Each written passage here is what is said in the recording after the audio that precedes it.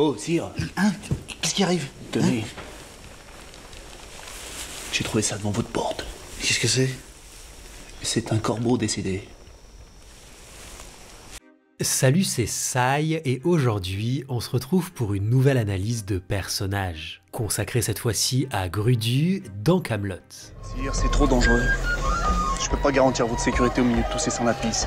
Cette vidéo est censée sortir quelques jours seulement après le 5 novembre, soit la date anniversaire de l'épisode pilote de l'analyse de personnages. Ça fait donc 3 ans que j'ai lancé ce format sur YouTube et on peut dire qu'il a considérablement évolué au fil du temps. Je vous propose donc une petite FAQ pour répondre à vos éventuelles questions à propos de l'analyse de personnages, que ce soit sur le format en général ou pour revenir sur certains épisodes en particulier. Pour participer, c'est simple, il suffit de poser vos questions dans l'espace commentaire de cette vidéo en commençant par les lettres FAQ en majuscules. Je ferai ensuite une sélection et j'y répondrai dans une future vidéo. Sire, je vous préviens, dans 2 secondes, je bute tous les passants. Ah, c'est l'heure! Bref, dans cette vidéo, on va donc s'intéresser au personnage de Grudu, interprété par Thibaut Roux, un personnage qui, bien que peu présent, a su gagner sa place dans le cœur des fans. Alors on n'attend pas une minute de plus. C'est parti pour l'analyse de personnage 60 consacrée à Grudu dans Kaamelott. Non, mais c'est débile cette histoire. J'ai pas le droit de vous laisser. Mais quand même, avec ses maîtresses, il a bien droit à un peu d'intimité. Ni avec ses maîtresses, ni avec sa femme. J'ai pas le droit de le laisser. Bah, au moins, allez vous mettre dans le coin de la pièce. J'ai pas le droit de m'éloigner. Grudu apparaît pour la première fois dès le 6e épisode du livre 1. C'est Lancelot qui décide de le nommer garde du corps du roi en attendant la signature d'un traité de paix. Il le présente comme un gars formidable et très discret, une véritable force de la nature entraînée à tuer. Et de la part de Lancelot, on peut dire que ce sont de sacrés compliments. Lui qui, en général, n'hésite pas à critiquer allègrement l'incompétence de son entourage. Non, en plus, pour votre protection, je vous ai désigné un gars formidable. Hein. Non, mais j'en doute pas. C'est pas contre vous, hein. C'est simplement le principe d'être collé par quelqu'un non-stop pendant 2 jours. Et oui, jour et nuit. Jour et nuit? C'est aussi dans cet épisode qu'on apprend qu'il aurait grandi sur la banquise viking et qu'il aurait été élevé par des ours polaires. Si on peut douter de la véracité de cette deuxième information, elle a au moins le mérite de justifier son goût pour la viande crue. Tu lâches!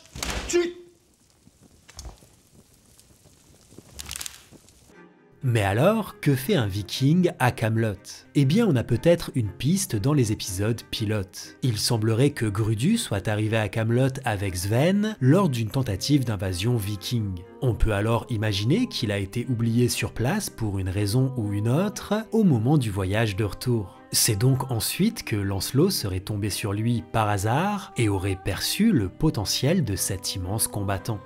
Hé, Hein, qui m'a piqué? Qu'est-ce qui s'est passé? regardez-le, l'autre. Eh ben quoi? Il dort. Bah oui, qu'est-ce que vous voulez qu'il fasse? Et oui, on peut parler d'un immense combattant, étant donné que dans un autre épisode du livre 1, Arthur estime qu'il doit bien peser ses 300 livres, soit plus de 130 kilos tout de même. Vous l'aurez sans doute remarqué, Grudu est donc l'archétype du barbare. Dans les jeux de rôle comme Donjons et Dragons par exemple, les barbares sont des combattants téméraires et impitoyables qui font appel à leur rage pour terrasser leurs ennemis. S'ils ne brillent pas par leur intelligence, ils font toutefois preuve d'une persévérance à toute épreuve et disposent de compétences de survie étonnantes. Salut. Tiens donc, un paysan. Je suis un barbare. Aucune différence. Je crois que c'est ça la différence. Il est con. Le fait de lui donner de la viande crue quand il s'énerve afin de le calmer serait donc un clin d'œil à la rage incontrôlable du barbare. Et pour compenser son manque d'intelligence, Grudu a au moins le mérite de savoir obéir aux ordres, une compétence plutôt rare à Kaamelott. Il met aussi un point d'honneur à ne jamais quitter son poste. Alors oui, au départ on pourrait voir ça comme une qualité, mais c'est surtout la preuve de son incapacité à s'adapter à un événement imprévu, ce qui ne manquera pas de provoquer quelques situations totalement absurdes. Bon, on peut se barrer maintenant, j'en ai ma claque. Mon Dieu, sire, un vol à l'arraché. Grudu, faites quelque chose. Non, moi je quitte pas le périmètre. Mais le personnage de Grudu ne se limite pas à une simple brute. En tant que garde du corps, il est aux premières loges pour constater à quel type de roi il a affaire. Il observe en permanence et même s'il ne comprend pas tout, il a certainement constaté la différence entre Arthur et les chefs vikings auxquels il était habitué. Ainsi, il semble avoir développé très vite une certaine forme d'affection et de respect pour le roi Arthur. C'est d'ailleurs l'un des seuls personnages qui osera lui dire clairement ce qu'il pense de sa manière de gouverner. Mais qu'est-ce qu'il me raconte? Vous me filez le train depuis 2 heures de l'après-midi. Ouais, mais je vous apprécie vachement. Je trouve que vous avez beaucoup de noblesse. Vous exercez votre pouvoir avec humilité et grandeur, et c'est vraiment beau à voir. Grudu est donc un personnage loyal qui se préoccupe réellement de la sécurité du roi Arthur. Lorsqu'il entend parler de l'assassinat d'un empereur romain par un scorpion caché dans son lit, il décide de lui-même de monter la garde dans le lit du roi. Alors évidemment ça ne sert pas à grand chose, mais c'est touchant de le voir se préoccuper ainsi de la sécurité d'Arthur. À ce moment-là, on voit bien qu'il est impossible de le raisonner lorsqu'il a une idée, aussi stupide soit-elle, en tête. Même si cet épisode nous a surtout marqué grâce à la réplique culte du personnage de Grudu. Je savais qu'il y avait des scorpions qui voulaient me piquer. En plus, il y en avait un, il était mi-ours, mi-scorpion et re-mi-ours derrière.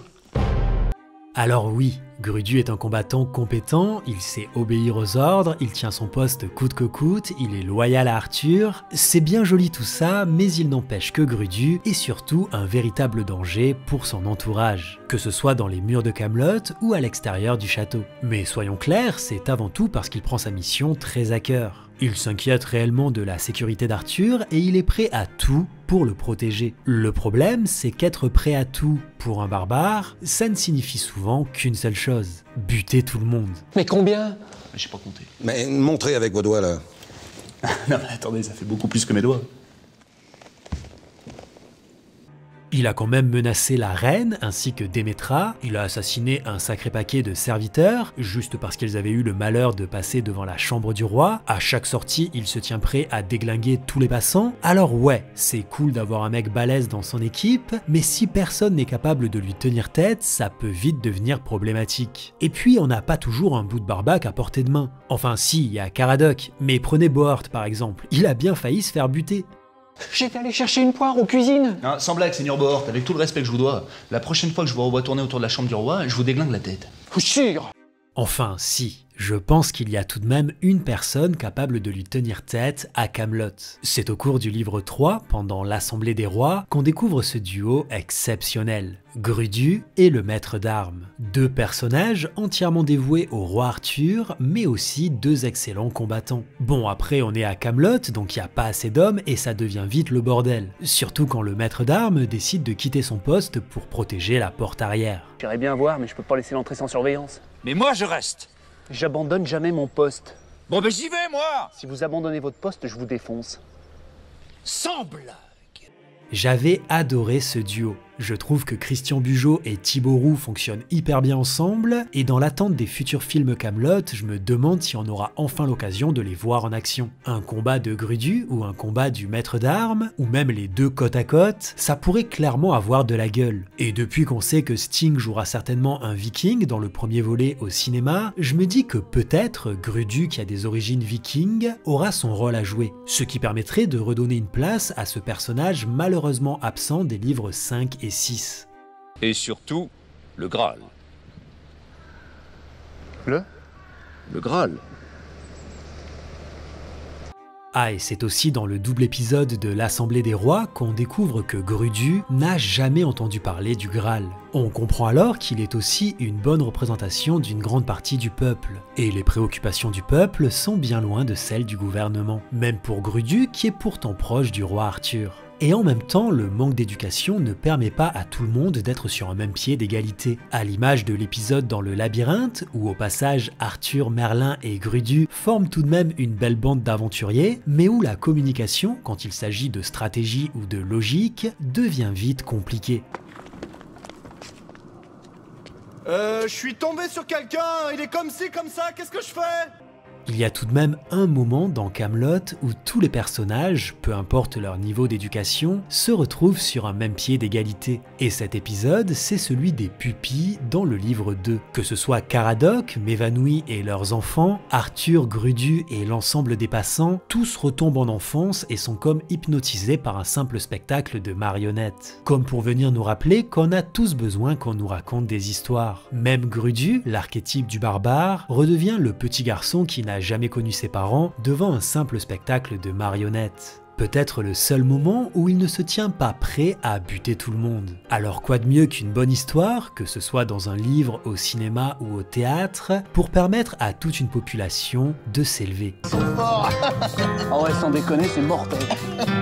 Et oui, j'avais envie de conclure cette analyse par l'un des épisodes les plus doux de la série. Car après tout, quoi de mieux pour venir nuancer celui qui a l'apparence d'une brute. Alors n'oubliez pas que chaque personnage mérite qu'on en parle, si on prend la peine de voir l'histoire de son point de vue. C'est maintenant chose faite pour Grudu dans Kaamelott.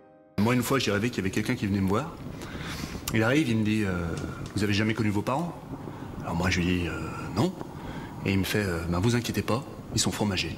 Eh bien j'espère que cette vidéo vous a plu. Si c'est le cas et que ce n'est pas déjà fait, pensez à vous abonner et à activer la cloche pour ne pas rater les prochaines vidéos. Merci aussi de penser au pouce bleu et au partage, ça m'aide énormément. Et puis j'ai hâte de vous lire dans les commentaires, que ce soit pour la FAQ ou pour réagir à cette vidéo. Un immense merci aussi à celles et ceux qui soutiennent financièrement la chaîne. Vous trouverez les liens de mes pages Tipeee et Utip dans la description. Sur ce, je vous laisse et je vous dis à très vite pour de nouvelles vidéos. On avait parlé de Scorpion toute la soirée, et dans mon rêve, il était mi-ours, mi-scorpion et remi-ours derrière. Ah d'accord.